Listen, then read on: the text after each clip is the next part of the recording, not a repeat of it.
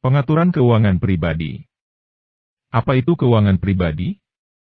Keuangan pribadi adalah proses perencanaan dan pengelolaan kegiatan keuangan pribadi, seperti perolehan pendapatan, pengeluaran, tabungan, investasi, dan perlindungan.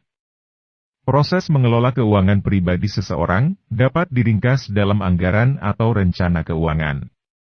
Panduan di channel ini akan menganalisis aspek yang paling umum dan penting dari manajemen keuangan pribadi dan keluarga.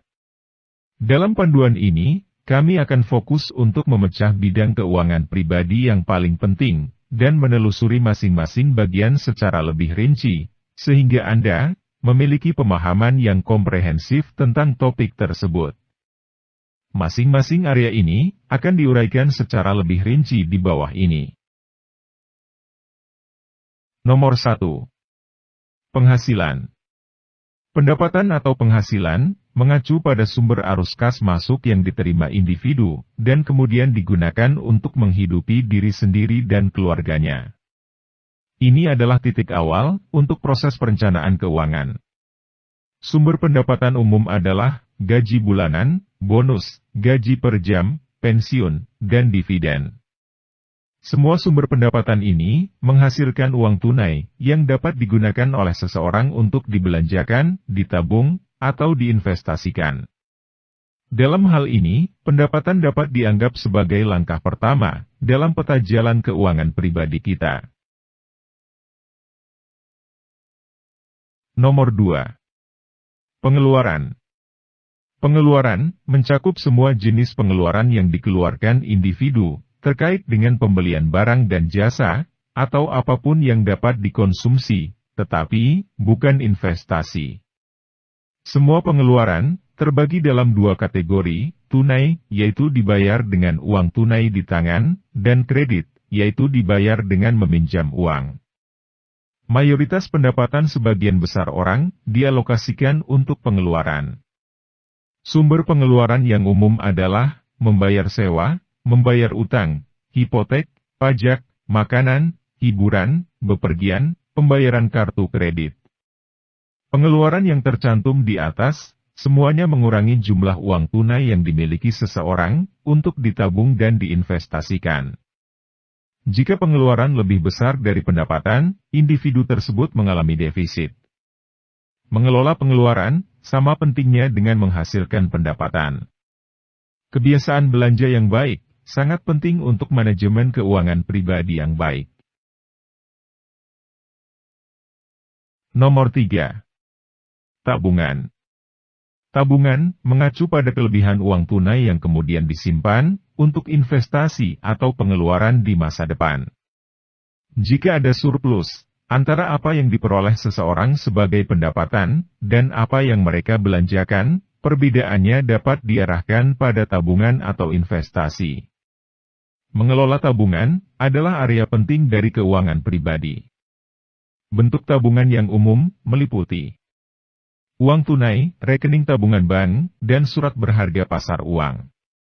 Kebanyakan orang menyimpan setidaknya beberapa tabungan untuk mengelola arus kas mereka, dan untuk perbedaan jangka pendek antara pendapatan dan pengeluaran mereka. Memiliki terlalu banyak tabungan jika dibandingkan investasi, sebenarnya dapat dipandang sebagai hal yang kurang bagus, karena menghasilkan lebih sedikit pengembalian jika dibandingkan dengan investasi. Nomor 4. Berinvestasi. Investasi berkaitan dengan pembelian aset yang diharapkan menghasilkan tingkat pengembalian, dengan harapan bahwa seiring waktu, individu akan menerima kembali lebih banyak uang daripada yang mereka investasikan semula. Berinvestasi membawa risiko, dan tidak semua aset benar-benar menghasilkan tingkat pengembalian yang positif. Disinilah kita melihat hubungan antara risiko dan pengembalian.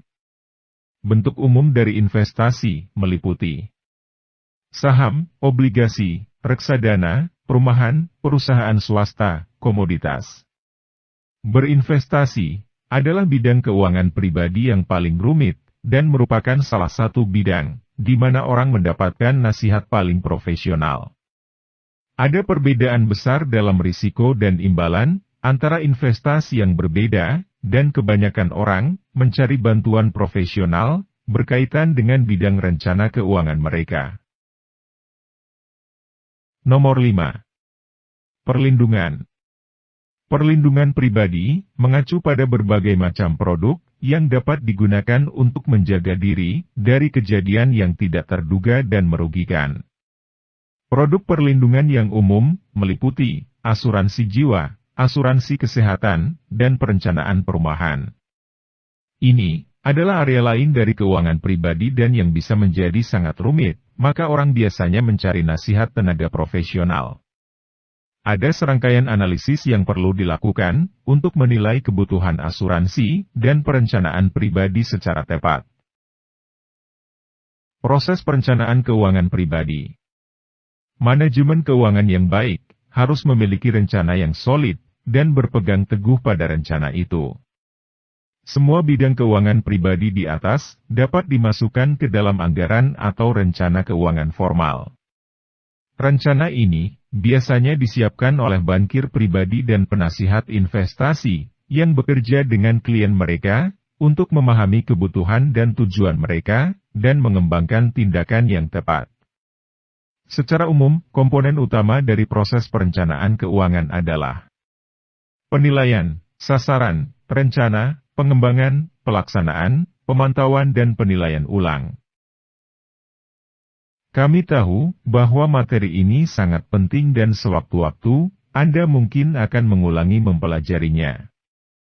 Oleh sebab itu, untuk memudahkan mengingatnya, dan sebagai kesimpulan dari materi ini, secara pelan-pelan saya akan ulangi intisarinya. Inilah 5 area pengaturan keuangan pribadi. Nomor 1. Penghasilan. Nomor 2. Pengeluaran. Nomor 3. Tabungan. Nomor 4. Berinvestasi. Nomor 5. Perlindungan. Jika Anda mempunyai pendapat tentang topik ini, silahkan tulis di kolom komentar. Bagi Anda yang baru pertama berkunjung, silahkan subscribe, like dan share dan jangan lupa aktifkan loncengnya, agar Anda menerima informasi video dari channel Uang Kas berikutnya. Terima kasih sudah menonton. Salam sehat dan salam sukses untuk Anda.